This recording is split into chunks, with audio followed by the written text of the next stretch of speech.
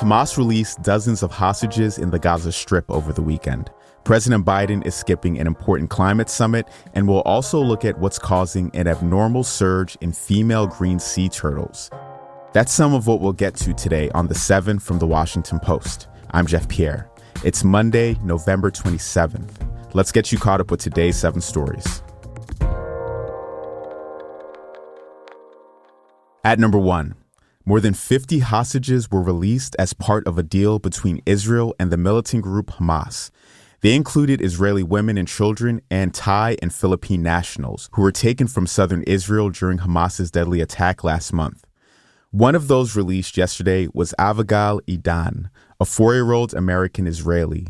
Her mother and father were both killed in Hamas's attack. President Biden spoke about Avigail yesterday after the news of her release. 2 days ago, one of our fellow Americans, a little girl named Abigail, who turned 4 years old, she spent her birthday, and at least 50 days before that, held hostage by Hamas. Today, she's free, and Jill and I, together with so many Americans, are praying for the fact that she is going to be all right. More hostages are set to be released today, which is the end of a planned 4-day pause in fighting. More than 100 Palestinian prisoners have also been released as part of the deal.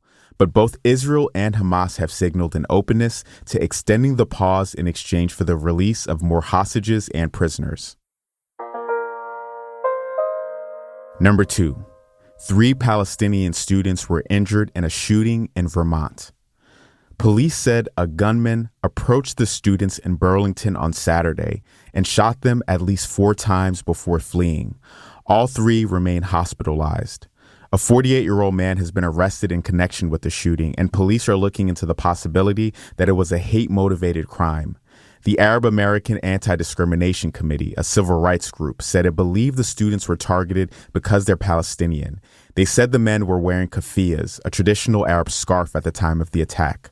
Federal authorities say they've been responding to a rise in threats against Arab, Jewish, and Muslim communities since the Israel-Gaza war began last month.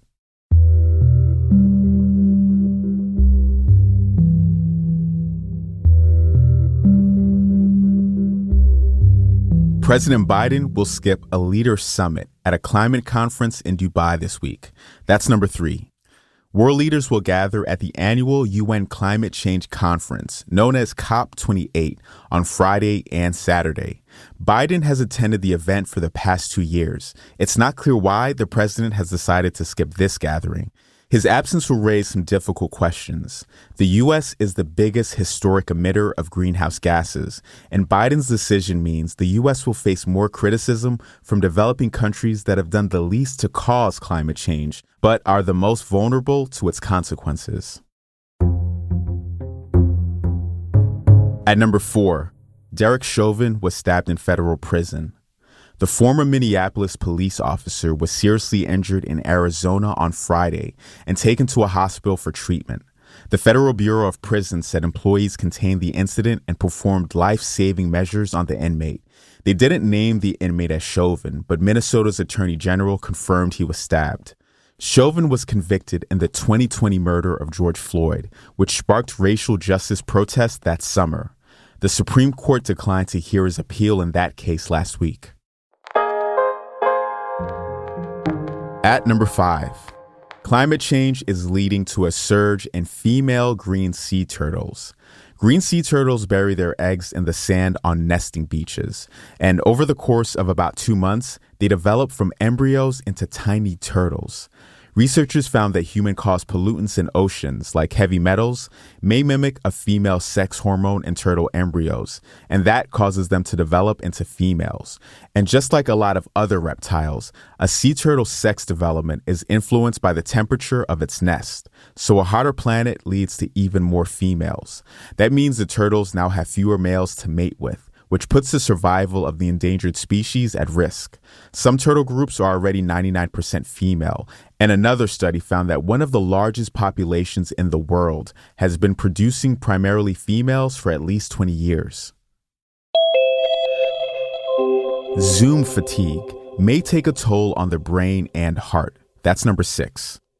You might be able to relate to this one if you spent a lot of time on Zoom, FaceTime, or Teams over the past few years. Video conferencing can lead to increased physical signs of fatigue. This is according to a recent study that monitored the brains of university students. Participants who watched a lecture by video conference were found to have reduced heart rates and reported feeling tired, drowsy, and fed up. The students who attended the lecture in person, on the other hand, reported feeling livelier, happier, and more active. Something to think about on your Zoom calls today.